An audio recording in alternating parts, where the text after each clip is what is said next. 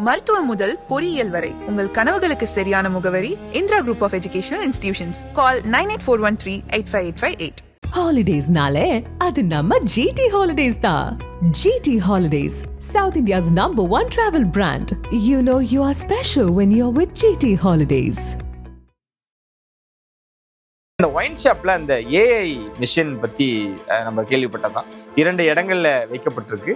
எப்படி இருக்குன்னு நினைக்கிறீங்க சார்? இந்த ஃபார்முலா, இந்த மெத்தட் இங்க தமிழ்நாட்டுல எப்படி இம்ப்ளிமெண்ட்? இங்கே இப்போ நிறைய ஒயின் ஷாப்ல போனால் இந்த குவார்டர் பாட்டில் வாங்கினா ஒரு 10 ரூபா வாங்கிக்கிறாங்க, ஆஃப் வாங்கினா 10 ரூபா வாங்கினா, ஃபுல்லு வாங்கினா 20 ரூபா வாங்கிக்கிறாங்க நிறைய இடங்கள். பட் இதை மொத்தமாக ஒழிக்கணுங்கிறத கிட்டத்தட்ட பார்த்தா ஒரு 3600 கோடி பிளஸ் ஒரு 4800 கோடி ரூபாய் வருஷம் எங்க போச்சுன்னே தெரியாது, யாருகிட்ட போச்சுன்னே தெரியாது, எத்தனை பேர் இதை ஷேர் பண்ணாங்கன்னே தெரியாது. ஒட்டு மொத்தமாக அந்த பணம் எல்லாமே அரசு கஜானாக்கு வர்றது மாதிரி வந்து இது டாஸ்மாகல் மட்டும் இல்ல, எல்லா துறையிலுமே இதை ஸ்பீட் பண்ணிட்டு எல்லா அமைச்சர்களுமே எந்த டிபார்ட்மெண்ட்டாலுமே லஞ்சம் ஊழல்ங்கிறதே கிடையாது.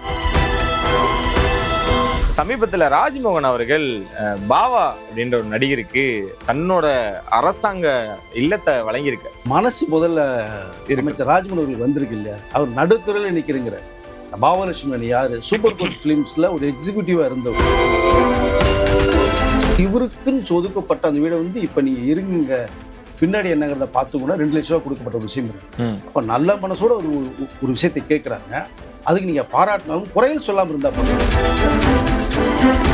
கரூருக்கு முதல்வர் அவர்கள் வர 10ஆம் தேதி போக போறாங்க. அங்க 41 பேர் பாதிக்கப்பட்ட குடும்பத்தாரை சந்திச்சு குடும்பத்துல ஒருத்தருக்கு அரசு வேலை இல்ல சிறப்பு. நான் ஏற்கனவே சொல்லியிருந்தேன், நம்ம முதல் முறையா கரூருக்கு போவாருங்கிற விஷயம் சொன்னா இந்த திருச்சிக்கு போனதை பார்த்தா நன்றி தெரிவிக்க மட்டும்தான். பட் நீங்க கரூர் மக்களை போய் சந்திக்கணும், அது சரியான முறையில் சரியான இடத்துல சந்திக்கணும்னு பார்த்தேன். இது வந்து உண்மையிலே சிறப்பாக நான் பார்க்குறேன். தமிழக முதலமைச்சராக இந்த 41 பேர் குடும்பங்கள் பாதிக்கப்பட்டவர்களுக்கு அந்த அரசு வேலைங்கிறது யாருமே இதுக்கு முந்தைய அரசு. அதன் சின்மனைகள் அனைவருக்கும் ஒரு பெரிய வணக்கம் அண்ட் வெல்கம் டு ஷோ. இன்னைக்கு நம்ம கூட வெங்கி சார் அணிஞ்சிருக்காங்க. வழக்கம் போல நிறைய விஷயங்கள் பேச போறோம். சார் வணக்கம். வணக்கம் சார். தாவேகா செயல்பாடுகளை பத்தி நிறைய விஷயங்கள் பேச போறோம். நிறைய துறைகளில் நிறைய விஷயங்கள் மாற்றமும் அதிரடியும் தொடர்ந்துகிட்டு இருக்கு. மதுவிலக்குலேருந்து நான் தொடங்கிறேன். இதை பத்தி நிறைய எக்ஸ்பர்ட் ஒப்பீனியன் ஷேர் பண்ணிட்டு இருக்காங்க. குறிப்பா இந்த ஒயின் ஷாப்ல அந்த ஏஐ மிஷின் பத்தி நம்ம கேள்விப்பட்டதான் 2 இடங்கள்ல வைக்கப்பட்டிருக்கு.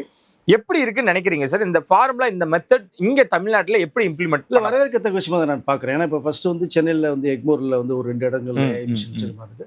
குறிப்பாக சொல்லணும்னா நம்ம வந்து ஏடிஎம் மிஷின் கார்டு, நம்ம நேரில் சொல்லி ஏடிஎம் மிஷின் கார்டு மாதிரி இருக்குது. இன்னொரு பக்கம் பார்த்தோம்னா இந்த வாஷிங் மிஷின் ஸ்டைல் வச்சுருக்காங்க. பட் அது என்னன்னா, நீங்கள் இப்போ நிறைய ஒயின் ஷாப்பில் போனால் இந்த குவார்டர் பாட்டில் வாங்கினா ஒரு 10 ரூபா வாங்கிக்கிறாங்க, ஆஃப் வாங்கினாலும் 10 ரூபா வாங்கினா, ஃபுல்லு வாங்கினா 20 ரூபா வாங்கிக்கிறாங்க நிறைய இடங்கள்ல. பட் இதை மொத்தமாக ஒழிக்கணுங்கிறத தேர்தலுக்கு முந்தைய பிரச்சாரமாகவே விஜய் அவர்கள் பண்ணது. இப்போ அதை இம்ப்ளிமெண்ட் பண்ணிட்டு உங்களுக்கு ரொம்ப ஸ்பீடாக போயிட்டு இருக்கு. கிட்டத்தட்ட பார்த்தா ஒரு 3600 கோடி பிளஸ் ஒரு 4800 கோடி ரூபாய் வருஷம் எங்க போச்சுன்னே தெரியாது, யாருகிட்ட போச்சுன்னே தெரியாது, எத்தனை பேர் இதை ஷேர் பண்ணாங்கன்னே தெரியாது. ஒட்டு மொத்தமாக அந்த பணம் எல்லாமே அரசு கஜானாக்கு வர்றது மாதிரி வந்து பிளான் பண்ணியாச்சு. இந்த பணம் வருது, அது அப்படியே அரசு கஜானாக்கு போகும். முன்ன அரசு கஜானாக்கு போகாது, எல்லாருடைய பாக்கெட்ல போன விஷயம் அது. பட் இதுதான் மக்கள் வரி பணத்தை எடுத்து திரும்பி மக்களுக்கே ஒரு நல்ல விஷயம் செய்யணுங்கிற அந்த ஒரு எண்ணம் தான். இது டாஸ்மாகல் மட்டும் இல்லை, எல்லா துறையிலுமே இதை ஸ்பீட் பண்ணிட்டு இருக்காங்க. எல்லா அமைச்சர்களுமே எந்த டிபார்ட்மெண்ட் எடுத்தாலுமே லஞ்சம் ஊழல்ங்கிறதே கிடையாது. இதுக்கு என்ன தேவையோ அதை நீங்கள் வந்து அதாவது அரசுக்கு வந்து செலுத்த வேண்டிய தொகை அதை அப்படியே செலுத்த கஜானாவுக்கு போயிடும். யாருடைய பர்சனல் அரசுக்கு வர்ற கஜானாவை வீட்டுக்கோ பாக்கெட்டுக்கோ எடுத்துகிட்டு போய் சொந்தம் கொண்டாட முடியாது. இதுக்கு முன்னாடி பார்த்தீங்கன்னா ரொம்ப ஹாப்பியாக ஜாலியாக ஃபாரின் ட்ரிப், அந்த ட்ரிப், ஃப்ளைட் ஜாலியாக என்ஜாய் பண்ணிட்டு இருந்தாங்க நிறைய பேர். இப்போ அதுக்கு எல்லாத்துக்குமே ஒரு ஃபுல் ஸ்டாப் கிட்டத்தட்ட வச்சுக்கிட்டே வர்றாரு. 75% வச்சாரு. பட் இந்த டாஸ்மாக் பார்த்தீங்கன்னா வந்த உடனே பார்த்தோம்னா ஒரு 717 கடைகள் க்ளோஸ் பண்ண விஷயம் இருக்குது. இன்னும் அடிப்படை போக இன்னும் சில கடைகள் குறைக்கப்படுங்கிறது. இப்போ பார் கூட கிட்டத்தட்ட இப்போ க்ளோஸ் பண்ணுற ஒரு தவறுது. மீண்டும் ஒரு டெண்டர் விட்டு புதிய முறையில் புதிய சிஸ்டத்தோட கவர்மெண்ட்டுடைய இந்த சிஸ்டமேட்டிக்காக இருந்தால் மட்டும்தான் அது பெர்மிஷன் அப்படிங்கிற மாதிரி ஒரு விஷயத்தை இப்போ நேற்றுலேருந்து போயிட்டு இருக்கு. அது ஒரு சிறப்பான விஷயமா பார்க்குறேன்.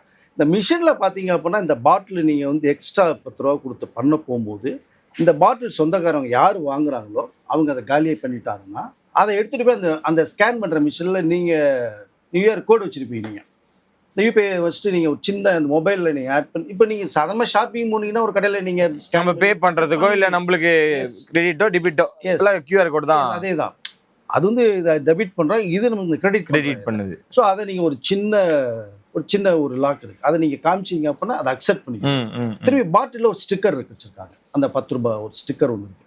அதை நீங்க காமிச்சீங்கன்னா அதை அக்செப்ட் பண்ணிக்குது. ஏற்கனவே இது யூஸ் பண்ண பாட்டில் ரிஜெக்ட் பண்ணிடுது மிஷினே, ஆட்டோமேட்டிக் உள்ள எடுக்க முடியாது, நீங்க அது வராது. ம், ம். பட் இதுல வந்து யாருமே ஃப்ராடும் பண்ண முடியாது. நீங்க அதை காமிச்சோன்னா பாட்டில் அக்செப்ட் பண்ணிக்குது. நீங்க ஒரு சின்ன ஹோல்ஸ் பாட்டில் போகிற அளவுக்கு ஹோல்ஸ் இருக்கு, போனீங்கன்னா உள்ள வந்து கவுண்டில் போய் க்ளோஸ் ஆயிடுது. ஒரு மிஞ்சி போன 5 செகண்ட் 10 செகண்ட்குள்ள உங்களுடைய பேங்க் அக்கௌண்ட்டுக்கு உங்களுக்கு வந்து மொபைலில் மெசேஜ்ங்கிறது 10 ரூபா கிரெடிட் ஆயிடுச்சு. ம், ம். ஸோ இது உண்மையிலேயே வந்து இந்த சில பேர் குடிச்சிட்டு இந்த ரோட்டில் தூக்கி போட்டு போகிறது, காரில் போகும் பைக் மூலம் பாட்டில் செதறி அடிச்சு அது கீழே விழுந்தெல்லாம் நான் பார்த்துருக்கேன். ம், ம். ஏன்னா எங்கே சாப்பிட்டு தூக்கிட்டு போகிறோம்னே தெரியாது உங்களுக்கு. ரோடு ஓரம் அது பயங்கர டேமேஜுங்க நிறைய. இப்போ கிட்டத்தட்ட அது இப்போ சில இது குறையிற மாதிரி ஒரு தகவல் வருது. இதை தமிழ்நாடு பூராமே செயல்படுத்தலாம் ம். அப்படிங்கிற ஒரு திட்டத்தையும் இப்போ வச்சுருக்காங்க. உண்மையிலே வரவேற்கத்தக்க விஷயம். நீங்கள் 10 ரூபா எக்ஸ்ட்ரா கொடுக்குற பக்கம்னா உடனடியாக வந்துடும் உங்களுக்கு. இது வந்து சிறப்பாக பார்க்கப்படுது. இந்த பார்த்தீங்கன்னா நிறைய கோவாலெல்லாம் வந்த ஒரு விஷயத்தை பார்க்குறது இந்தியா ஃபுல்லாமே பண்ணப்படுறதா ஒரு ஸ்கீம் இருக்கு. ம், ம். குறிப்பாக இப்போ தமிழ்நாட்டில் ஃபுல் ஆக்ஷனில் எடுக்க போகிறாங்க. எனக்கு தெரிஞ்ச வரைக்கும் எத்தனை டாஸ்மாக இருக்கும் பார்த்து 700 மேலே மைனஸ் பண்ணுங்க, 3000 3500 இருந்தது அப்படின்னா அத்தனை மிஷின் இறக்குற மாதிரி ஒரு சூழ்நிலை வரும். ஓகே. இது இறக்குனா நீங்க சொன்ன மாதிரி சுற்றுச்சூழலுக்கும் ஒரு பாதுகாப்பு. கண்டிப்பா. ஆமா, அங்கங்க தூக்கிட்டு போறாங்க. இந்த சாக்கடை எல்லாம் ஓடுது, அதுல தூக்கி போட்டு போயிடுறாங்க, உடைச்சு போட்டுறாங்க. இல்ல தேவையில்லாம தரம்போது பாட்டில உடைக்கக்கூடிய சூழ்நிலை நிறைய நம்ம பார்க்க வேண்டியது ஒரு சூழ்நிலை மாறும். ம், ம். அல்ல இது எல்லாமே தவிர்க்கப்படும். சரி. அந்த இடம் சுகாதாரமாக மாறும். ஆல்ரெடி சட்டமன்றத்துல அந்த பார்ட்டி ஃபண்ட் அப்படின்றதும் இன்னும் அமைச்சர் விக்னேஷ் அவர்கள் தான் ஓபன் பண்ணாரு சார். தொடர்ந்து இந்த டாஸ்மார்க்ல என்னென்ன விஷயங்கள் நடக்க போகுது, அவங்களோட செயல்பாடுகள் எப்படி இருக்கு, அடுத்த கட்டமா அவங்க கொண்டு போறதை பத்தி. ஏன்னா ஒரு பணம் கூட வெளியே போகக்கூடாது, ஒரு பைசா கூட வெளியே இருக்கக்கூடிய தனிநபருக்கு போயிடக்கூடாது, ஒரு அதிகாரிக்கு போயிடக்கூடாது. அரசாங்க சொத்து, அரசாங்கத்து பணம் அரசாங்கத்துக்கு தான் வரணும், அந்த கஜானாக்கு தான் வரணும்னு அவங்களோட செயல்பாடுகள் நீங்க எப்படி சிறப்பா இருக்கீங்க. அமைச்சர்லாம் பாத்தீங்கன்னா ஸ்பீடா இருக்காருங்க. அதாவது மக்களா ஒருத்தரை இயங்குறாங்க. ஸோ விக்னேஷ் அவர்களும் சரி, ரமேஷ் அவர்களும் சரி, ராஜமோகன் அவர்களும் சரி, பார்த்தீங்கன்னா அப்படி சர்வ சாதாரணமாக இப்போ அதாவது நீங்க தான் இப்போ நான் அப்படிங்கிற மாதிரி இருக்கும்போது மக்கள் மத்தியில் போய் எளிய முறையில் போய் அப்ரோச் பண்ண முடியுது. ஃபர்ஸ்ட் பார்க்க முடியுது, பேச முடியுது, அது காது கொடுத்து கேட்குறாங்க, டீட்டெயில்ஸ் பேசுறாங்க, இவ்வளோ விஷயங்கள் பண்றாங்க. இனி இந்த டெண்டரில் பழைய முறையெல்லாம் பாக்கி வச்சுட்டு ரொம்ப லொல்லு பண்ணவங்களுக்கு எதுவுமே கிடையாது. அந்த பேரில் யார் நீ மறுபேரில் போட்டால் கூட கேன்சல். நமக்கு ஸ்ட்ரைட்டாக இருக்கணும், ஸ்ட்ரைட் போர்டாக இருக்கணும். டெண்டர் முறையில் என்ன பண்ணுமோ பண்ணிக்கலாம். உங்களுடைய குறையில நான் கேட்குறேன், கண்டிப்பாக நிவர்த்தி பண்ணியிருந்தா அந்த அமைச்சர் விக்னேஸ்வருடைய முக்கியமாக இருந்தது. சட்டசபையிலே தெரிவிக்க விட்டார், நீங்கள் பார்த்துருப்பீங்க. ஒரு பக்கம் ரமேஷ் அவர்கள் தெரிவிக்க விட்றாங்க. மாறி மாறி இந்த இளைஞர்கள் பண்ணுற அந்த என்ன சொல்கிற ஸ்பீடு வந்து மக்கள் மத்தியில் ரொம்ப வரவேற்கத்தக்க விஷயமா இருக்கு. அதாங்க டாஸ்மாகில் இவ்வளோ கோடிகள் வருமாங்கிறதே தெரியல. பார்ட்டி ஃபண்ட் இன்னொரு பக்கம் சிஎம்டிஏ போகுதுன்னா இது ஜெனிவனாக பிஎஃப்னு சொல்கிறாங்க. அப்புறம் இன்னொன்று பார்த்தீங்கன்னா எஃப் அப்படின்றாங்க, எம்முன்றாங்க. இத்தனை ஃபண்டு போகுது. ஓகே. பார்ட்டி ஃபண்டு ஒன்று, எஃப் ஃபண்டு ஒன்று, எம் ஃபண்டு ஒன்று, நிறைய ஸ்பிரிட் பண்ணி அங்கங்கே போயிட்டு இருந்த ஒரு விஷயத்த டோட்டலாக செக் வச்சு லாக் பண்ணியாச்சு. அத்தனை பணமுமே அரசுக்கு வரணும், அரசு கஜானாவுக்கு வரணும். அதன் மூலமாக மக்களுக்கு நல திட்டங்களை செய்யணும் அப்படிங்கிறதுல எல்லா துறையிலுமே. இல்லைன்னா இந்த பார்ட்டி ஃபண்டுங்கிறதே தெரியாதுங்க, நிறைய பேருக்கு தெரியாது எதுக்குன்னு. சிஎம்டியில் பார்த்தீங்கன்னா ஒரு ஸ்கொயர் ஃபீட்டுக்கு 28 ரூபா 30 ரூபா எக்ஸ்ட்ரா 20 ரூபா வாங்கினது இருக்கு. நிறைய பில்டர்ஸ்ட்டை பேசும்போது சொல்றாங்க குறைஞ்சது எத்தனையோ லட்சங்கள். அதாவது மினிமம் 5 வீடு 6 வீடு கட்டுறவங்க 5 லட்சம் ரூபாய்க்கு மேலே, அப்பார்ட்மெண்ட்ஸ் பெருசாக கட்டுறவங்க 50 வீடு 100 வீடு, பல கோடிகள் போகுது லஞ்சமா உங்களுக்கு. பட் குறிப்பாக பார்க்கணும்னா இங்கே சதுப்பு நிலத்தில் 2500 ரூபா கோடி ஸ்கீமையே வேணாம்னு சொல்லி ரத்து பண்ணாங்க. அந்த நிலம் பாதுகாக்கப்படணும், சுற்றுச்சூழலை பாதுகாக்கப்படணும்.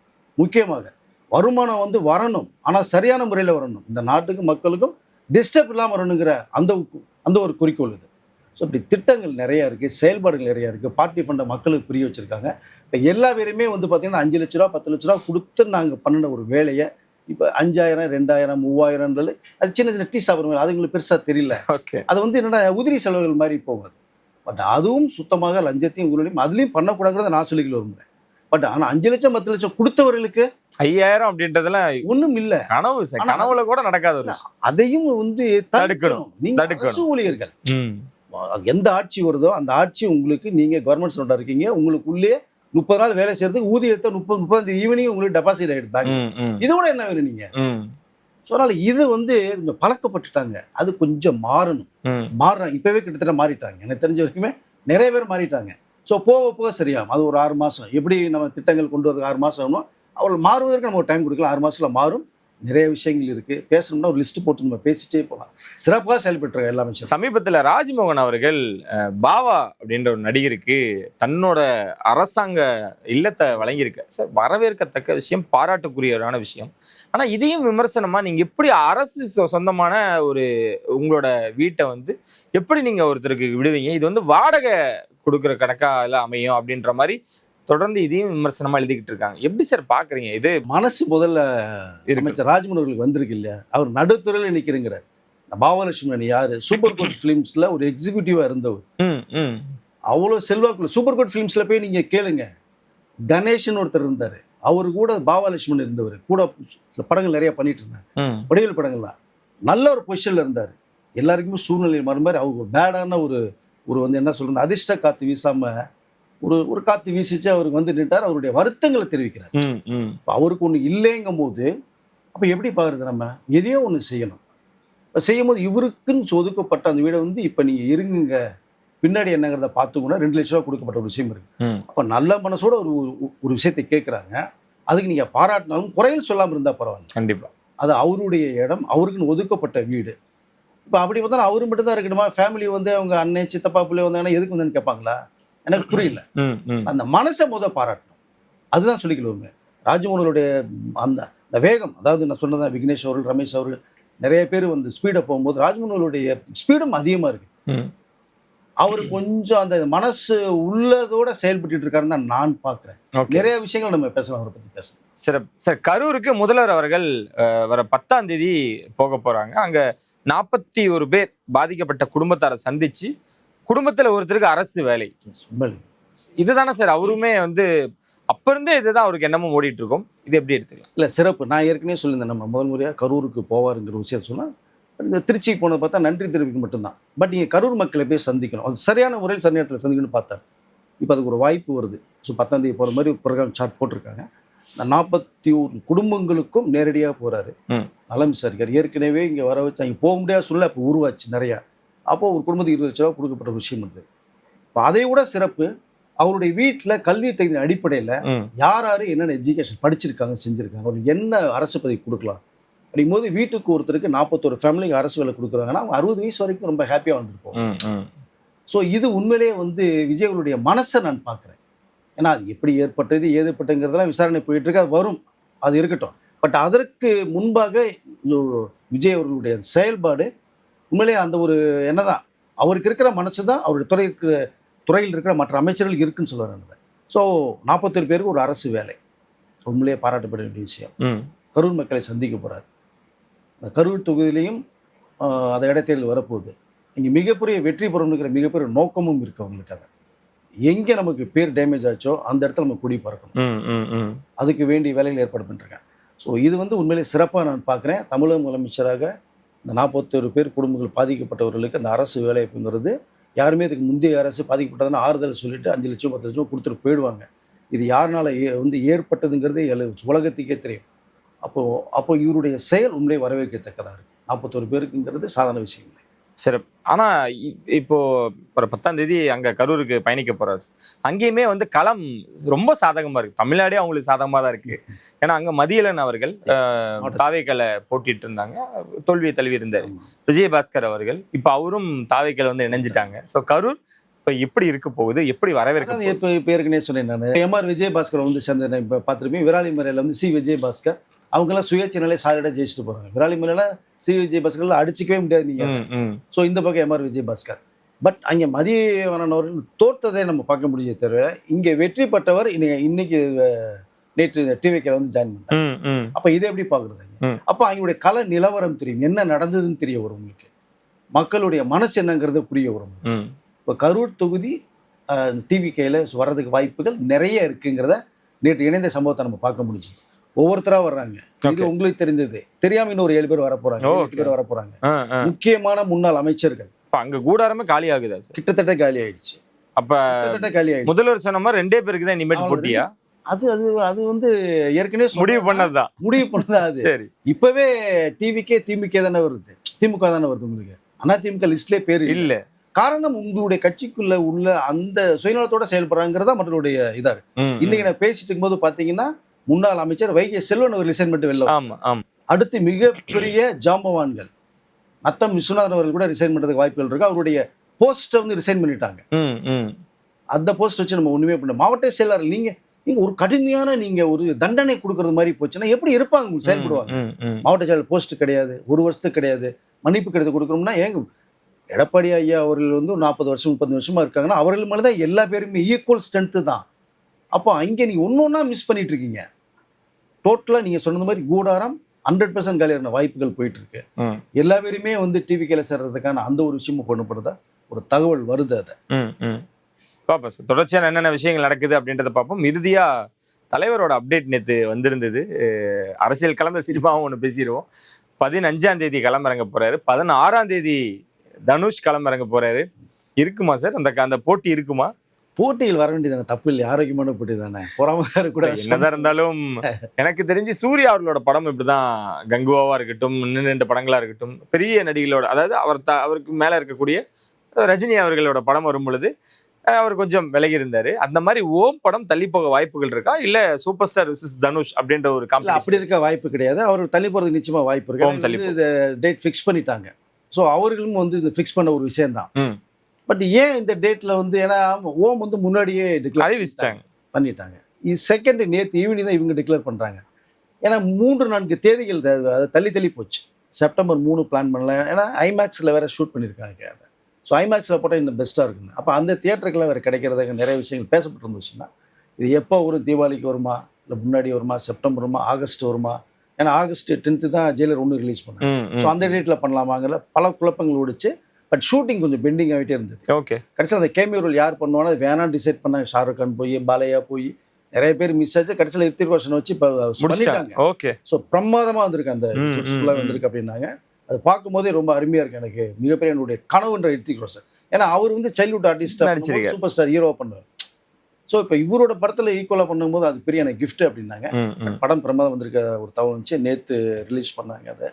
அதை பார்க்கலாம். ஒருவேளை வந்து ஓம் வந்து கொஞ்சம் தள்ளி போகிறாங்களா, இல்லை பரவாயில்ல எதுவாக இருந்தால் ஜெயலலிதோட மோதுவோன்னு சொல்லி மோத போகிறாங்களா, மாமனாரும் மருமகனும் மோத போகிறாங்களா களத்தில் அப்படிங்கிறது தெரியல. பட் இருந்தாலும் இந்த தியேட்டர்லாம் கொஞ்சம் கிடைக்கிறது கொஞ்சம் சிரமமா இருக்கு. கண்டிப்பா ஓம் தள்ளி போக அதிக வாய்ப்பு இருக்கு. தள்ளி போனால் சிறப்பா இருக்கும்னு தான் நான் சொல்லிக்கணும்னா, வசூல் யாருக்கும் பாதிக்கப்படக்கூடாது. இதனால வந்து மோதுறதுனால யாரு பாதிக்கப்படுறான்னா தயாரிப்பாளர் தான் டிஸ்டர்ப் ஆகும் சார். ஆனா அவர் ஒரு ஃப்ரேம்ல கூட சூப்பர் ஸ்டார் அவர்களை காமிக்கல இந்த டேட் அனௌன்ஸ்மெண்ட்ல. அப்படியே சில்லவுட்ல ஒரு பெரிய ஒரு லாங் ஷாட், அதுக்கு சமூக வலைத்தளங்கள்ல பயங்கரமான வரவேற்பு. இதான் மாயா சார். அதுதாங்க, அது சூப்பர் ஸ்டார் ரஜினி தவிர்க்க முடியாது. அந்த இடத்துல இருக்கார், டாப்ல இருக்கார். நீங்க அவருடைய ஷேடோ காமிச்சாலே போதும். நீங்க இண்டிவிஜுவல் ஸ்டில் கம்யூனிட்டி அவசியம் இமேஜே காமிக்க வேண்டிய விஷயம். அப்படிதான் பண்ணாங்க. பட் படம் ரொம்ப ரொம்ப பிரமாதம் வந்திருக்குதா ஒரு சிறப்பு இருக்கான் படம் சார். வெயிட் பண்ணுவோம் சார். அதுக்கும் நாங்கள் காத்துட்டு இருக்கோம். ரொம்ப நன்றி சார், நிறைய விஷயங்களோட பகிர்ந்துக்கிட்டு. நினைச்சேன் சந்திக்கிறவங்க எழுதுறாங்க.